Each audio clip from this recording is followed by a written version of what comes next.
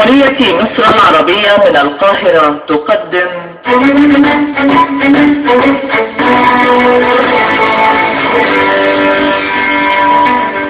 الفنان الكبير يوسف شعبان في رؤية درامية جديدة لقصة الأديب العالمي نجيب محفوظ.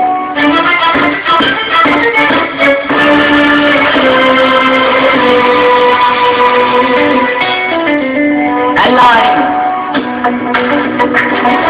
النجم طارق لطفي،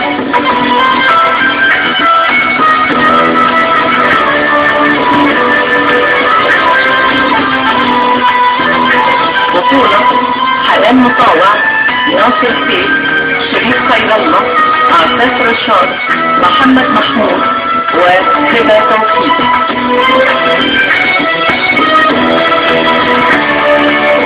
ضيوف الشرف النجم احمد ماهر، ياسر فرج، صبحي خليل.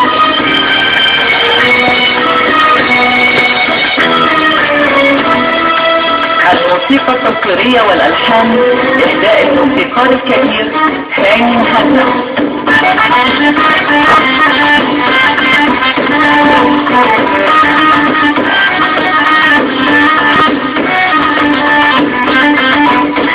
المخرج المساعد ميادة عثمان.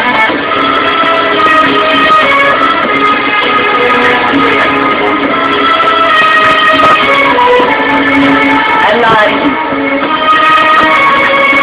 رؤية درامية وحوار سيد رشوان. إخراج علي عبد العال.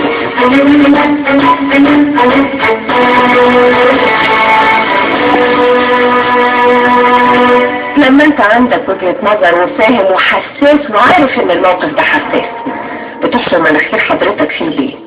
ترد جمال البابا بانك تبوظ علاقة بنته بخطيبها؟ كده بترد الجميل ولا بتنتقم منه يا فضل؟ عشان اللي حصل بينا اخر مرة بخصوص جثة المريض اللي مات تحت ايدك في اوضة العمليات. ما بيحصل بينا كتير وحصل قبل كده اللي اشد من كده، لكن وقت الجد كان لازم اخفيش النصيحة. انتوا كمان لو كنت الفت الموضوع مثلا او بلغت فيه، انما لما شفت جناب السياسي المشهور ابو شعر مسبسب بتاع الفضائيات ده بدل المرة 20 مرة وهو بيزور حضرتك هنا في المستشفى، كدبت نفسي لحد ما اتأكدت ان هو، فاضطريت اتكلم بقى واعمل اللي عليا واسيب القرار لاصحاب القرار. انا صاحبة القرار وانت تيجي وتقولي انا مش ما تقولش كلامي هيجيب نتيجة. كنت هتفتكرني بضرب طبلة بينكم عشان غيران منه مثلا او غيران ايه؟ غيران منه؟ انت هتغير منه؟ تمام يا شيخ، وليدي صحيح انت بتحبني يا فضل وانا مش عارفة ولا ايه؟ هو انا مش بيكش يعني ولا ايه؟ هو يزيد عني في ايه؟ اربيلك شعر زيه عشان اعجبك؟ صحيح والله، والله العظيم همي بكي وهمي ضحك. شفتي بقى؟ اديك فهمتيني غلط. غلط ايه؟ انا فاهمك صح جدا كمان. مش موضوعنا. انا عارف انك مش بتحبيني ولا عمرك هتحبيني. انا بحبك بس من غير امل. انما انا ما افترضتش على الواد ده. كل كلمة قلتها عنه كانت صحيحة و100%. طب احكي لي بقى اللي حصل يومها بالظبط، ممكن؟ العمل يا دكتور فؤاد، العمل اشتغل. خير يا ست الكل، جبتيني على ملا وشي بتليفوناتك. الحقيني يا رشا، الحقيني. حلمي حبيبي حلمي، يلا يا دكتور شوف بسرعة. اشوف ايه؟ ده بينزل فعلا. الله، ده واخد رصاصة في رجلي. دكتور بسرعة يا دكتور بسرعة. ماهر؟ مش ده ماهر عز الدين اللي فيه؟ مش وقته يا دكتور، مش وقته. مش مكانه، لازم نطلب له الاسعاف فورا وناخده على المستشفى. اسمع بني ادم انت، مش هتلاقي المدينة خطوة واحدة. طلع الرصاصة دي ان شاء الله حتى من غير بينك. يخرج يقول ايه كده؟ هو ايه الموضوع بالظبط يا ست الكل؟ هفهمك. طلع الرصاصة واحد في الناس اللي تطلبه. وطلعتها له فعلا، وهتلاقي اثرها في رجليه لحد دلوقتي. رجليه اليمين تحت ركبته ب7 سنتي، طب ومدام رشا فكري دي ادتك اللي انت عاوزه؟ بس ما قبلتش اخد ولا مليم الا لما فهمت الاول. فهمت ايه بالظبط؟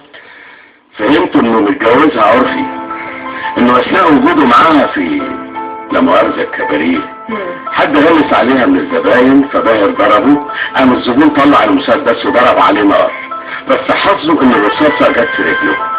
انا مش مصدقه ده، مش مصدقه.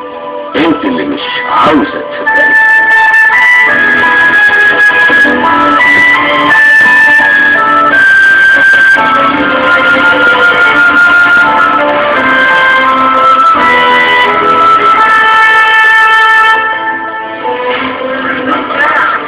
مين فات ولا حاجة؟ مش قلت هتخليني اوصل لها ولا هو كان تحييز؟ يا عم صبرك بالله، اتقل اتقل يا باقي عشان تاخد حاجة نظيفة. ما تدينيش وسط حتى دافع عن نفسي، بعتت لي رسالة على الموبايل وبعد كده الموبايل اتقفل، ولا بتروح شغلها في المستشفى ولا عارف حتى اوصل لها. اعمل عبيط. يعني ايه يا فتك؟ روح لها البيت. يعني انت لازم تخليني اجيب كل اللي عندي. هو انت رحت لها فعلا؟ يعني مش قوي كده لكن اتقصت. ها؟ والنتيجة؟ مامتها بس اللي في البيت، لا هي موجودة ولا باباها. طب باباها معروف هو فين؟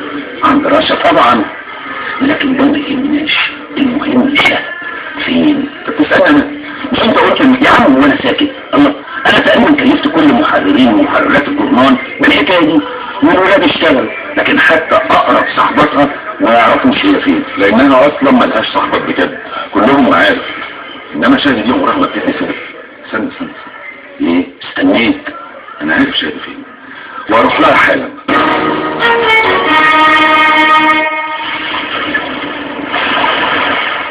كنت عارف ان انا هلاقيكي هنا اول مكان اتقابلنا فيه، وانا كنت عارفه انك هتعرف، عشان كده سبقتك على هنا.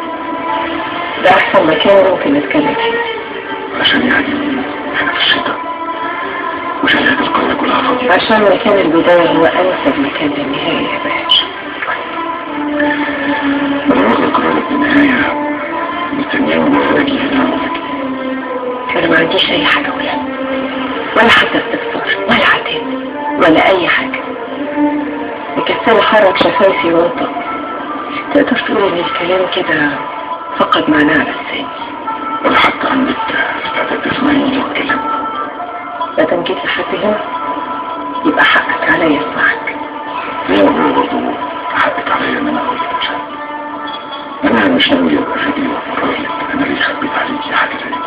الخوف ضعف، وانا خفت انك ما تفهميش، خفت ما تقدريش، خفت حبك ليا يضيع مني. لو حبي ليك كان يحملك مسؤولية انك ما تضعفش يا باهر.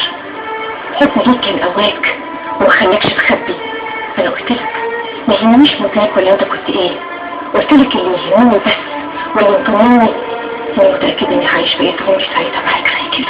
فاكر طبعا يا فندم. طب خبيت عليا ليه؟ عملت من نفسك صورة مصغرة من عادة منية جديدة ليه يا باهر ليه؟ عشان بس انا قلت لك مش عايزة تبرير، ما تحاولش تبرر. انا مش زعلانة ان انت كنت متجوز رقاصة، وابويا كمان طلع متجوز بس رقاصة. انا اللي قتلني اني حسيت ان حكاية امي بتتكرر، انك قطر واتحطيت على الاذنين خلاص وانطلقت بسرعة الصاروخ، وهتوصل لمحطة عابد منجي بعد شوية او بعد شويتين، بس هتوصل وانا هبقى حكمة هانم جديدة، هكرهك وهكره حياتي وهكره نفسي، بس هبقى مضطر اكمل عشان ابننا او بنتنا، وعشان عيب ما يصحش اتطلق. لا يا باشا، الحكاية مش هتتكرر. فكرني ان انا انزل هنا واسيب القطر يكمل رحلته. انا مش عارف نوري، افهمني. انا ماليش دعوة بقصة عارف اي واحد من هنا. انا كل اللي اعرفه ان انا ما حبيتش حد في حياتي قبلك ولا عمري احد بعدك. لا ما تقلقش، هتقابل وهتحب عادي، بتحصل كتير. لا مش هيحصل، حتى لو قلبي يقلب في وشوش الناس برضه مش هيلاقي يشبهك، عشان انتي ليكي وش واحد بس، والناس بقى لها اكتر من وش. خسارة يا باشا، خسارة. في نفسي الاقيك انت كمان ليك وش واحد. اصل ده مش بسيط قوي كده، مش موضوع علشان مجرد حاجه خبيتها عني فات عليها سنين. دلوقتي ماليش بيها اي علاقه، يا مجرد ضرب من بعيد. تعتبره حلو ليلة صيف، حلو صيف ولادي. يا شهداء المسلمين نعمل ايه؟ لا في اي حاجة عملتها خلتني احبك يا بهر، ولا في اي حاجة تقدر تعملها هتخليني ارجع اطمن لبكرة معاك. في كل لحظة هشوفك عبدنيش. انت لو صدمتك انك خسرت حبيبتك، فانا صدمتي اشد بكتير. انا خسرت ابويا وحبيبي بابا. يا شهداء انا بحبك قوي، وانا كمان قوية كفاية علشان اقول لك ان انا كمان بحبك يا بهر، وعارفة ان انا مش هسيبك بسهولة، بس هقدر اكمل حياتي من غيرك. هقدر. انا مش مصدق اللي بسمعه. انت شاهد اللي انت تعرفها لا، شاهد اللي حبيتها خلاص مش موجودة، رجعت الكهف تاني بعد ما خرجت منه لما حطك القدر في طريقها. انت دلوقتي بتكلم شاهد عابد ميري اللي رباها عابد ميري، ان مفيش مكان في مخها للعواطف.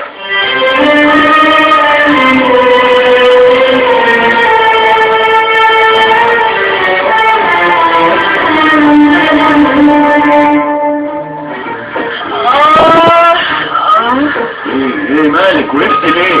تعبت. انت بتتعبي انت برضه؟ صراحة كده زهقت، حواراتك مش جايالي سكة، وقلبي طالع منه ريحة شياط.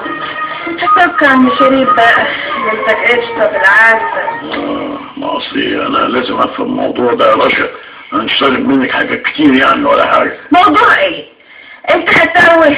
بقولك لازم تعلن جوازنا للكل، ترجعني للموضوع بتاع باهر ليه؟ ما تستغليش ضعفي وتمسكيني من ايدي اللي بتوجعني يا رشا، اسمعي الكلام. انت مش خلاص طلقت السياسة بالثلاثة؟ مش خلاص مراتك وبنتك عرفوا؟ اللي يمنعك بقى يا عبودي؟ هو انا عرة قوي كده؟ لا اسم الله عليك، انت ستي وتاج راسي. يا اختي بضخم تثبيتك ليا ده، بس ايه الفايدة؟ اديك قلتيها بنفسك، ايه الفايدة؟ تعرفي ان انا بحبك اكتر. طب ما انت عارفة عندي يعني العند اصله بيدمر ما بيبنيش يا رشا. والشك بيعمل ايه؟ انا عمري ما اشك فيكي ابدا. كانت زي الابتسام في لحظة غضب، بقاش قلبك اسود ده. الله ايوه اضحكي. ليه يا عبودي اوعى بقى، مش بحب الهزار بالايد. طب خلاص اهو قوليلي بقى ايه حكاية الواد ده؟ انت من يوم قعدتك في البيت وكبرت زي بتوع قهوة المعشات، زي خالتي اللتاتة، لت. بص هريح دماغي من صداع ده واحكي لك، يمكن تهبط بعدها.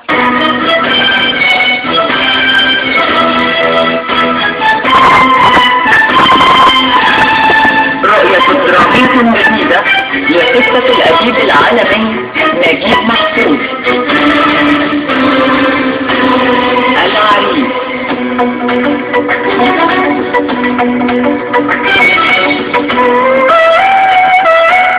الموسيقى التصويرية والألحان إنشاء الموسيقار الكبير هاني محمد.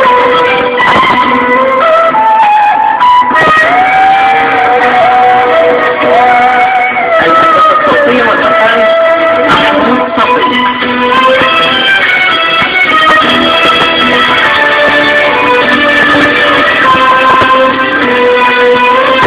المخرج المساعد لمياء عثمان.